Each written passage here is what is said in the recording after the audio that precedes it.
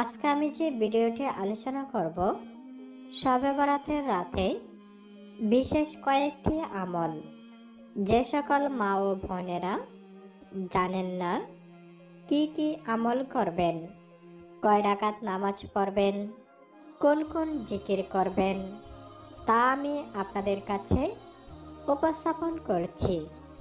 একটু মনোযোগ সহকারে শুনতে হবে, কেননা গুরুত্বপূর্ণ আলোচনা। মনোযোগ সহকারে না শুনলে বুঝবেন না। তারপরেও যদি না বোঝেন, ভিডিওটি না টেনে দেখে ডাউনলোড দিতে পারেন। তো আর কথা না বাড়িয়ে মূল ভিডিওতে প্রবেশ করি। শবে বরাতের বিশেষ জিকির ও আমল। শবে বরাত একটি খুবই গুরুত্বপূর্ণ একটি রাত। আল্লাহর কাছে ক্ষমা, রহমত ও বরকত প্রার্থনার বিশেষ সুযোগ আছে। তাই শবে বরাতের রাতে কয়েকটি আমল আলোচনা করা যেতে পারে।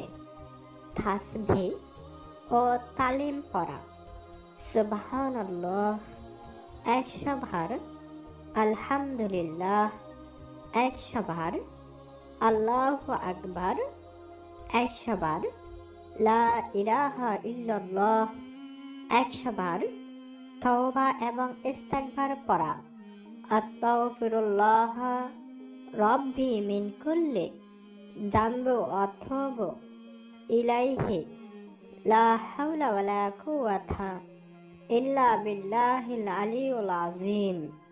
কমপক্ষে 100 বার বলা উত্তম। দুরূদ শরীফ পাঠ, আল্লাহুম্মা সাল্লি আলা মুহাম্মাদিন ওয়া আলা আলি মুহাম্মাদ কামা সাল্লাইতা আলা ইব্রাহিম ওয়া আলা আলি ইব্রাহিম ইন্নাকা হামিদুম মাজিদ। 100 বার বা তার বেশি পড়তে পারেন। সূরা ইখলাস, ফালাক ও নাস। সূরা ইখলাস 3 বার, সূরা ফালাক 3 বার, সূরা নাস 3 বার। রাত্রে জিকির ও দোয়ার অংশ হিসাবে এই সূরাগুলো পড়া খুবই গুরুত্বপূর্ণ। লা হাওলা ওয়ালা কুওয়াতা ইল্লা বিল্লাহ অত্যন্ত 100 বার পড়া। দোয়া ও তওবা, এই রাতে বেশি বেশি তওবা ও ইস্তিগফার পড়া।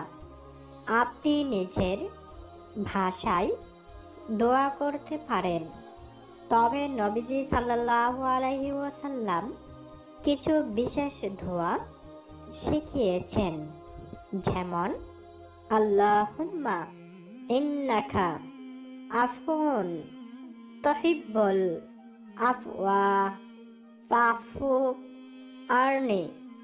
অর্থ, হে আল্লাহ, তুমি ক্ষমাশীল, ক্ষমাকে ভালোবাসো, তাই আমাকে ক্ষমা করে দাও। নফল নামাজ 2 রাকাত করে একাধিকবার নামাজ পড়তে পারেন।